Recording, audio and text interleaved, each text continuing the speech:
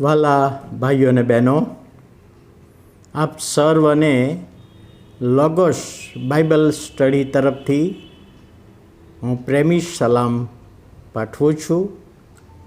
અને આજનો દિવસ 12મી ઓગસ્ટ 2024 અને સોમવારનો આ નવો દિવસ આપણા જીવનમાં પ્રભુએ બતાવ્યો માટે પ્રભુનો ખૂબ આભાર માનીએ છીએ. જે વચન આજે આપણે શીખવા માગીએ છીએ એ તો નીતિવચનનું પુસ્તક, તેનો 13મો અધ્યાય અને 3જી કલમ. ત્યાં જે લખવામાં આવ્યું છે, પોતાનું મોઢું સાચવીને બોલનાર, પોતાનું મોઢું સાચવીને બોલનાર પોતાના જીવનું રક્ષણ કરે છે, પણ પહોળા મોંથી બોલનારનો વિનાશ થાય છે. એક બાજુ રક્ષણ થાય છે અને બીજી બાજુ વિનાશ થાય છે. બે બાબતો આ વચનમાં લખવામાં આવી છે. અને આ જે વચન છે એ દરરોજના જીવનને સ્પર્શ કરતું વચન છે. દરરોજ આપણા બોલેલા શબ્દો મિત્રોની આગળ હોય, કુટુંબની આગળ હોય, પતિ કે પત્નીની આગળ હોય, પાડોશીની સાથે હોય, ઓફિસમાં હોય, ગમે ત્યાં જે શબ્દો બોલ્યા છે એના માટેનું આ વચન છે.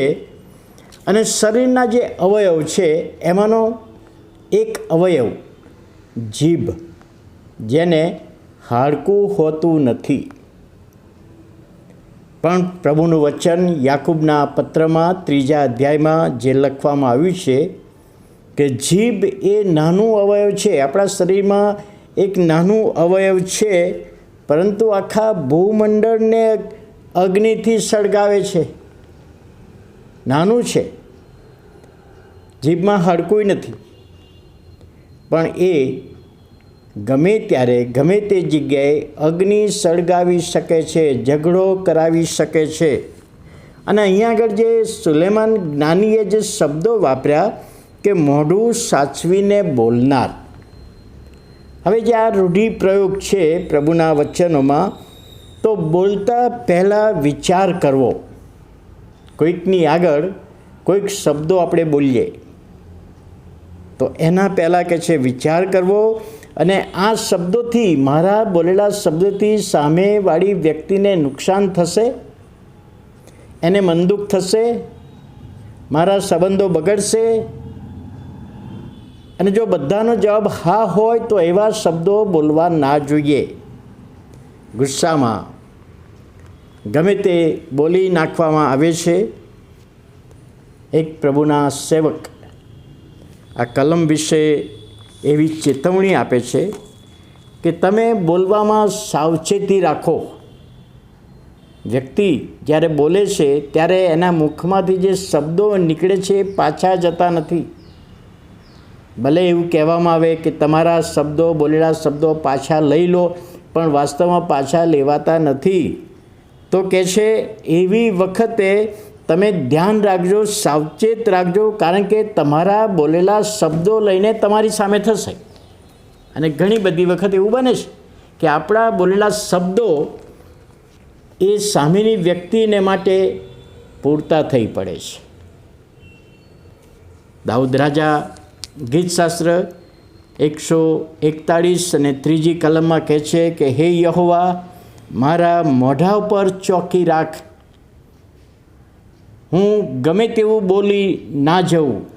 હું ગમે તેવા ગુસ્સામાં હોઉં તો પણ મારા બોલવામાં નમ્રતા રાખું, મારા બોલવામાં હું વિચાર કરું, અને મારા મોંમાંથી એવા જ શબ્દો નીકળવા જોઈએ જે બીજાને લાભ કરતા હોય.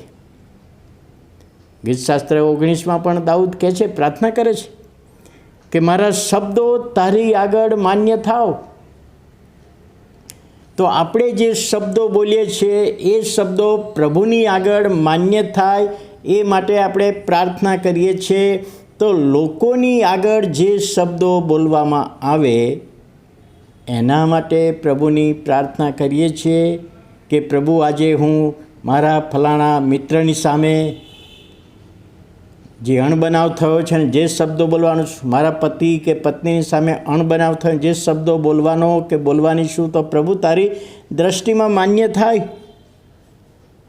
અને દાઉદ એ પ્રમાણે કહે છે, જ્યારે સુલેમાન જ્ઞાની કહે છે, પહોળા મોંથી બોલનાર, સાચવીને બોલનાર, અને બીજી વ્યક્તિ પહોળા મોંથી બોલનાર એટલે ગમે તેવું બોલનાર, ગમે તેવા શબ્દો બોલનાર, એનો વિનાશ થશે.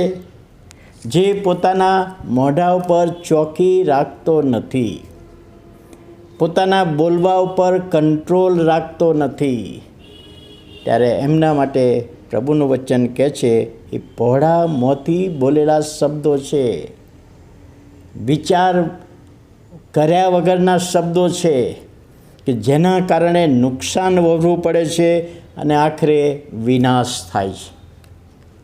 ત્યારે નીતિવચન 13 અને 3, પોતાનું મોઢું સાચવીને બોલનાર વ્યક્તિ એ પોતાનું રક્ષણ કરે છે, પણ પહોળા મોંથી બોલનાર વ્યક્તિનો વિનાશ થાય છે. ત્યારે આ વચનને પ્રોમિસ દ્વારા પ્રભુ એની સમજ શક્તિ આપે, દોરવણી આપે, સહાય પૂરી પાડે. પ્રાર્થના કરીએ. વાલા પ્રભુ, અમે તમારો આભાર માનીએ છીએ, તમારા નામને ધન્યવાદ આપીએ છીએ કે આજના દિવસે તમારી કૃપામાં જે વચન તમે અમને બતાવ્યું અને અમારા જીભ સંબંધી, અમારા મોં સંબંધી જે બાબતો અમારે કંટ્રોલ રાખવાની છે, સમજવામાં આત્માની દોરવણી આપો, સહાય પૂરી પાડો. ઈસુ અમારા પ્રભુના પવિત્ર નામમાં સાંભળો અને માન્ય કરો. આમેન.